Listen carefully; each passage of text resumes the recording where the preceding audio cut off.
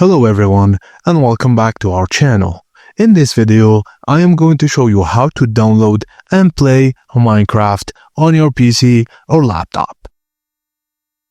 Firstly, you need to go to the official website of Minecraft. Open your web browser and visit minecraft.net.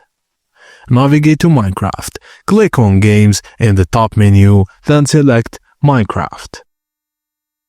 Now you need to click Try it free. This will take you to the page offering trial versions and you can find the free version of Minecraft. Now choose your platform, just select Windows as your platform. It will take you to the Microsoft Xbox page. Click Get Free Trial. Now you may need to log in with your Microsoft account to download Minecraft. And finally, all you have to do is install and play. Follow the on-screen instructions to download the Minecraft launcher and start your free trial.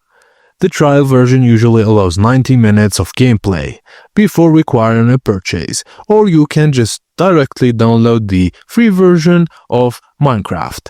And that's it guys, as simple as that. Thank you for watching, and please don't forget to like and subscribe for more.